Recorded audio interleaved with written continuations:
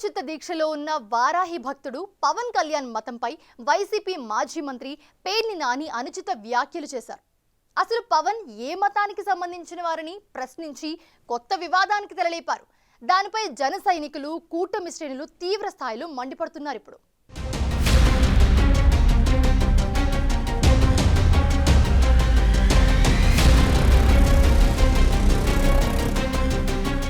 ఎన్నికల్లో ఓటమి తర్వాత కనిపించకుండా పోయిన మాజీ మంత్రి కొడాలి నాని, గన్నవరం మాజీ ఎమ్మెల్యే వల్లభనేని వంశీలతో కలిసి మీడియా ముందుకొచ్చిన మరో మాజీ మంత్రి పేర్ని నాని ఎప్పటిలాగే చంద్రబాబు, పవన్ కళ్యాణ్లపై విమర్శలు గుప్పించారు.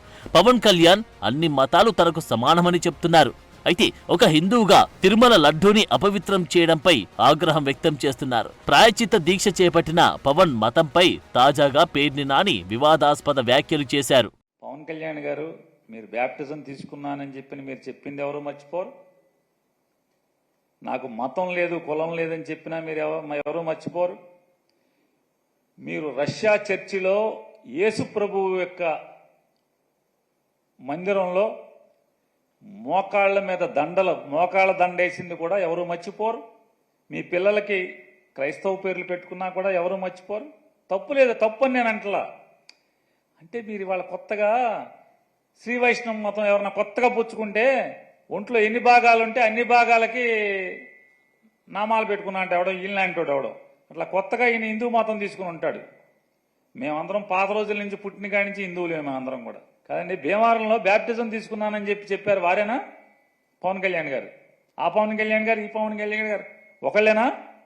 ఆ మధ్య ఎప్పుడో ఒక ముస్లిమ్స్ ఇంట్లో టోపీ పెట్టుకుని హలాల్ చేశారా మాంసాన్ని? హలాల్ చేయకపోతే మనం తినకూడదని చెప్పని సోఫా మీద కూర్చోకూడదు, రంజాన్ మాసంలో కింద కూర్చోవాలి, మంది ఇది పెద్ద మాంసమేనా అని చెప్పి గబగబా అడిగి తిన్నారు ఆయనేనా? పెద్ద మొక్కలని చెప్పి అడిగి తిన్నారు ఆయనేనా? పేర్ని నాని ఉద్దేశపూర్వకంగా ఆ విటకారపు వ్యాఖ్యలు చేశారో లేక తన పాత సహచరులు చాలా కాలానికి కలిశారన్న అత్యుత్సాహంతో మాట్లాడారో కానీ ఆయన జన సైనికులకు ఒక రేంజ్లో టార్గెట్ అయ్యారు. మచిలీపట్నంలో పేర్ని నాని ఇంటి ముందు ధర్నాకు దిగారు. పవన్ కు క్షమాపణలు చెప్పాలని డిమాండ్ చేస్తూ పెద్ద ఎత్తున నానికి వ్యతిరేకంగా నినాదాలు చేశారు. భారీగా మోహరించిన పోలీసులు పరిస్థితిని అదుపు చేశారు.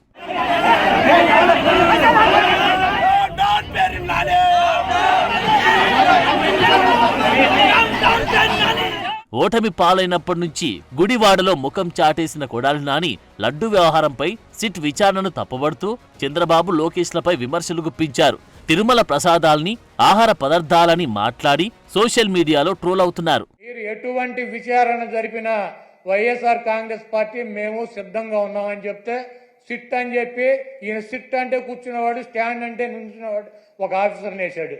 ఏం రాస్తాడు? లోకేష్ దగ్గరికి, ఈయన దగ్గరికి వెళ్ళి ఏం రాయమంటారు సార్ అని చెప్పి అడిగి రాస్తారా సిట్ రిపోర్టు? మీకు దమ్ముంటే సుప్రీంకోర్టు ప్రధాన న్యాయమూర్తితో విచారణ జరిపించండి, లేకపోతే సిబిఐతో విచారణ జరిపించండి. ఏమీ లేవు. సిట్ అంటే కూర్చునేవాడు, ఈయన కూర్చోమంటే కూర్చునే సిట్ అనే ఒక పోలీస్ ఆఫీసర్ని వేసి విచారణ జరిపిస్తాడంట. వాటిల్లో చంద్రబాబు ముఖ్యమంత్రిగా ఉండగా 17వ తారీఖున వచ్చినటువంటి ఒక ట్యాంకర్లో వాళ్ళకి కావాల్సినటువంటి మెజర్మెంట్స్లో లేదు నెయ్యి, కాబట్టి మేము దీన్ని రిజెక్ట్ చేస్తున్నాం అని చెప్పి దాన్ని వెనక పంపడం జరిగింది. ఆ నెయ్యిని వాడల.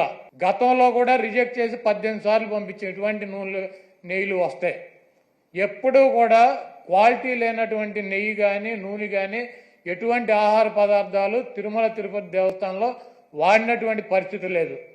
17వ తారీఖున, జూలై 17వ తారీఖున ఏం ఫస్ట్ టైం కాదు రిజెక్ట్ అవటం, కొన్ని వందల సార్లు రిజెక్ట్ అయినాయి అదే తిరుమల తిరుపతి దేవస్థానంలో. ఇప్పటికే విజిలెన్స్ విచారణల్లో తిరుమల ప్రసాదాల్లో కల్తీ నెయ్యితో పాటు నాసిరకం, ఏలాకులు, జీడిపప్పు వాడినట్లు తేలింది. జగన్ పాప ప్రక్షాళన అంటూ కొండెక్కడానికి సిద్ధమయ్యారు. ఇలాంటి పరిస్థితుల్లో కృష్ణా జిల్లా మాజీలు పవన్ కళ్యాణ్ మతంపై మాట్లాడుతూ సిబిఐ విచారణకు డిమాండ్ చేస్తూ సిట్ అధికారులను కించపరిచేలా మాట్లాడుతూ సిచ్యువేషన్ ని మరింత హీటెక్కిస్తున్నారు. అటు కేంద్రంలో ఉన్నది కూడా కూటమి ప్రభుత్వమే. సీఎం, డిప్యూటీ సీఎంలు అనుకుంటే సిబిఐని రంగంలోకి దించడం పెద్ద పనేమి కాదు. ఇలాంటి పరిస్థితుల్లో నానీలు ఇద్దరు మాట్లాడుతున్న తీరుపై, వారి వైఖరిపై వైసీపీ శ్రేణుల్లోనే వ్యతిరేకత వ్యక్తమవుతుంది. మరి ఈ డ్యామేజ్ ని జగన్ ఎలా కంట్రోల్ చేసుకుంటారో చూడాలి.